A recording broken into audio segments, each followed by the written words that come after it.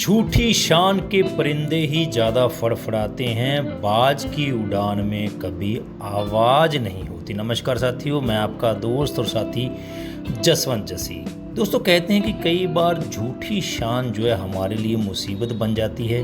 हमारे समाज में हम रहते हैं, लेकिन झूठी शान दिखावा करने के चक्कर में हम लोग कई बार अपना और या फिर किसी दूसरे का भी नुकसान करा लेते हैं। आज की हमारी कहानी इसी बात को दर्शाती है कि झूठी शान किस प्रकार से हानिकारक होती है। तो सब्सक्राइब कर लीजिए हमारे यूट्यूब चैनल को, बेल आइकन को प्रेस कीजिए, क्योंकि मैं आपके लिए इसी प्रकार की motivational video, life learning video regular upload करता रहता हूं। तो चलिए आज की वीडियो शुरू करते हैं।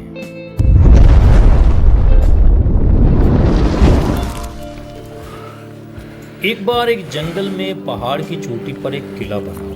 किले के एक कोने के साथ बाहर की ओर एक बहुत ही ऊंचा विशाल देवदार का पेड़ था और किले में उस राज्य की सेना की एक टुकड़ी रहती थी। देवदार के पेड़ पर एक उल्लू रहता था। वह भोजन की तलाश में नीचे घाटी में फैले जो ढलवां चारवाहे थे उनके पास जाता आता रहता और चारागाहों की जो लंबी लंबी घास व झाड़ियाँ थी उनमें कई प्रकार के छोटे मोटे जीव कीट पतंगे उसको मिल जाते, जिनको वो अपना भोजन बनाता और आराम से ज़िंदगी गुजर बसर कर रहा था। तो निकट ही एक बड़ी सारी झील थी जिसमें हंसों का निवास था।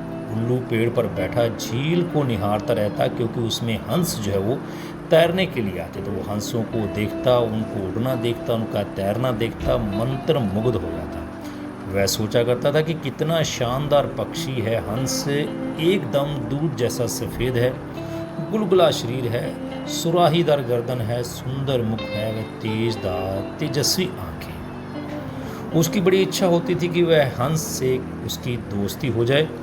तो एक दिन उल्लू पानी पीने के बहाने झील के किनारे गया और उगी हुई झाड़ी पर उतरा। निकट ही एक बहुत शालीन और सौम्य हंस पानी में तैर रहा था। हंस को तैरता हुआ देख झाड़ी के निकट वह गया और उस उल्लू ने बात करने का बहाना ढूंढा और हंस को पूछा, हंस जी, आपकी आज्ञा हो तो क्या मैं पानी पी लूं? बड़ी प्यास लगी है। तो हंस ने चौंक कर उसे देखा और बोला, मित्र, पानी प्राकृतिक द्वारा सबको दिया गया एक वरदान है। इस पर किसी एक का अधिकार नहीं है। आप पानी आराम से पी सकते हो। तो उल्लू ने पानी पिया, फिर सिर हिलाया जैसे उसे निराशा हुई हो। हंस ने पूछा, मित्र, असंतुष्ट लगते हो, क्या बात है, आपकी प्यास नहीं बुझी? तो उल्लू ने कहा, हे हंस, पानी की प्यास तो बुझ गई है, पर आपको बता दूं कि मुझे ऐसा लगा कि आप नीति में और ज्ञान के सागर हैं। मुझे ज्ञान की प्यास है, ज्ञान की प्यास मेरे अंदर जग गई है, वह कैसे बुझेगी? तो हंस ने मुस्कुरा के कहा, मित्र, आप कभी भी यहाँ आ सकते हैं, हम बातें करेंगे। इस प्रकार मैं जो जानता हूँ वो आपको बताऊँगा और कुछ ना कुछ मैं आपसे भी सीखूँगा। तो इसके पश्चात हंस और उल्लू रोज मिलने लगे। एक दिन हंस ने उल्लू को बता दिया कि वह वास्तव में हंसों का राजा हंसराज है। अपनी असली परिचय बताने के बाद हंस अपने मित्र उल्लू को निमंत्रण दिया कि वह उसके घर आए। तो उल्लू जो उसके घर गया हंस के, तो शाही ठाठ बाट थे। हंस के खाने के लिए कमल और नरगिस के फूलों का व्यंजन परोसा गया और जाने क्या क्या दुर्लभ खाद्य पदार्थ दिए गए खाने के लिए। उल्लू को पता ही नहीं चला। बाद में उसको सौंफ और इलायची की जगह मोती पेश किए गए। उल्लू दंग रह गया, क्योंकि हंस की बड़ी ठाठ बाट थी। अब हंसराज उल्लू को महल में डेली जो है लेके आने जाने लगा और खिलाने पिलाने लगा। रोज दावतें उड़ती और ये उल्लू को डर लगने लग गया था कि कहीं मुझे एक साधारण उल्लू जानकर हंस जो है मेरे से दोस्ती न तोड़ ले। इसलिए उसने भी हंसराज की बराबरी बनाए रखने के लिए उसने झूठ मूठ ही कह दिया कि वह भी उल्लुओं का राजा उल्कराज है। झूठ कहने के बाद उल्लू को लगा कि उसका भी फर्ज बनता है कि वो हंस को अपने घर पर बुलाए। एक दिन उल्लू ने दुर्ग के भीतर होने वाली गतिविधियों को बड़े गौर से देखा और उसके दिमाग में एक युक्ति आई कि दुर्ग की बातों को उसने खूब ध्यान से देखा कि सैनिकों का कार्यक्रम किस प्रकार होता है, उनकी परेड कैसे होती है, किस प्रकार वो सलामी देते हैं। पूरी सैनिकों की दिनचर्या को उसने नोट किया और फिर वह चला हंस के पास। वह हंस के पास झील पर पहुंचा और हंस उस समय कुछ हंसनियों के साथ जल में तैर रहे थे। उल्लू को देखते ही हंस बोला, मित्र, आप इस समय कैसे आना हुआ?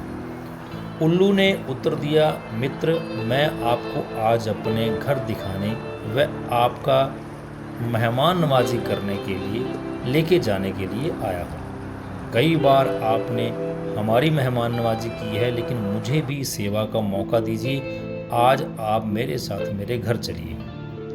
हंस ने टालना चाहा, मित्र, इतनी जल्दी क्या है, फिर कभी चलेंगे। लेकिन उल्लू ने कहा, आज तो मैं आपको लेके ही जाऊंगा अपने साथ।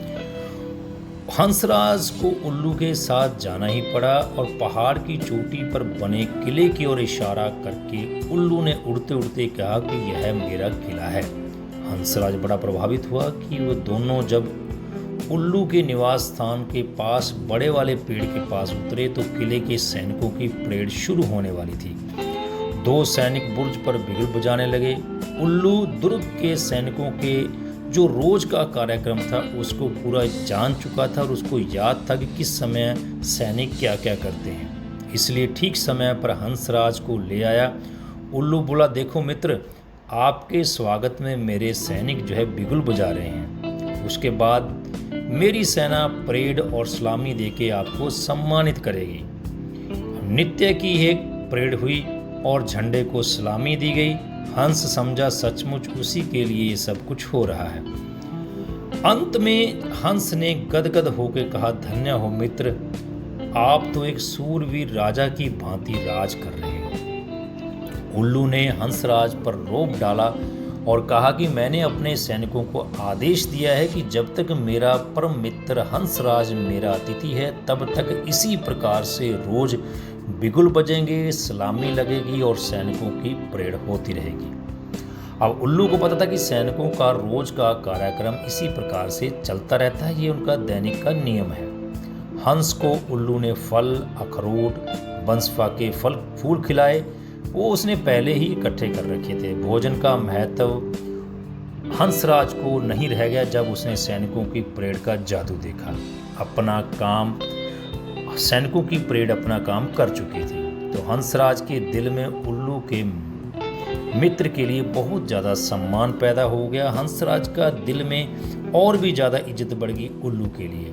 उधर सैनिकों की टुकड़ी को वहाँ से कूच करने का आदेश मिल गया और दूसरे दिन सैनिकों ने अपना सामान समेटना शुरू कर दिया और हंसराज ने कहा कि मित्र देखो, आपके सैनिक आपकी आज्ञा लिए बिना ही अपना सामान समेट रहे हैं, कहीं जाने की तैयारी कर रहे हैं। तो उल्लू हड़बड़ाकर बोला, किसी ने उन्हें गलत आदेश दे दिया होगा, मैं अभी रोकता हूँ उन्हें। ऐसा कहकर उल्लू हूँ हूँ करके उड़ने लगा। तो सैनिकों ने उल्लू का गुगवाना सुना और अपशगुन समझकर जाना स्थगित कर दिया। दूसरे दिन फिर वही हुआ। सैनिक जाने लगे तो उल्लू ने फिर गुगवाना शुरू किया। सैनिकों के नायक जो थे, सेनापति थे, उनको क्रोध आया कि जब भी हम जाने की तैयारी करते हैं ये डेली उल्लू जो है इसी प्रकार से गुगवाना शुरू कर देता है। तो उन्होंने उल्लू को मनहूस जाना और बोला कि इसके ऊपर तीर चला दो। तो सेनापति ने तीर चलाने का आदेश दे दिया। एक सैनिक ने तीर छोड़ा और तीर उल्लू के बगल में बैठे हंस को लगा और वहीं तीर खाकर हंस नीचे गिर पड़ा और फड़फड़ाने लगा और अपनी जान दे दी। उल्लू हंस की लाश के पास बैठकर बड़ा शोककुल हुआ, विलाप करने लगा, हाय मेरी झूठी शान ने मेरे मित्र की जान ले ली। मैंने अपनी झूठी शान के चक्कर में अपने परम मित्र को खो दिया, धिक्कार है मुझे। और वो जोर जोर से रोने लगा। उल्लू को आसपास की बिल्कुल भी खबर नहीं थी। बेसुध होकर वो जोर जोर से रो रहा था। इतने में एक सियार वहाँ आया, उल्लू के ऊपर झपटा और उसका भी काम तमाम कर दिया। तो साथियों, इस कहानी से हमें ये शिक्षा मिलती है कि झूठी शान कई बार बहुत महंगी पड़ जाती है। कभी भी झूठी शान के चक्कर में मत पड़ें, क्योंकि झूठी शान हमेशा नुकसान कराती है। हम लोग समाज में रहते हैं, हम लोग अपनी झूठी शान दिखाने के चक्कर में कई बार ही अपना नुकसान करा लेते हैं। कई बार हम महंगी महंगी गाड़ियां लोगों को दिखाने के चक्कर में लोन लेकर ले लेते हैं, या फिर कई बार कोई ऐसी चीज़ें जो हमारे काम की नहीं है, लेकिन हम लोगों में अपनी शान दिखाने के चक्कर में कि मेरा अड़ोसी मेरे से आगे निकल गया, पड़ोसी आगे निकल गया, उससे मैं अच्छा दिखूं, तो हम लोग भी ऐसे ही अपनी झूठी शान दिखाने के चक्कर में कई बार अपना नुकसान करवा लेते हैं। तो हमें झूठी शान से बचना चाहिए, क्योंकि झूठी शान बहुत नुकसान करवा देती है। आप अगर चाहते हैं कि ये स्टोरी यूट्यूब ज़्यादा से ज़्यादा लोगों में वायरल करे, तो आप इस वीडियो को लाइक कीजिए, शेयर कीजिए, और चैनल पर पहली बार आए हैं तो सब्सक्राइब कीजिए। नमस्कार, धन्यवाद।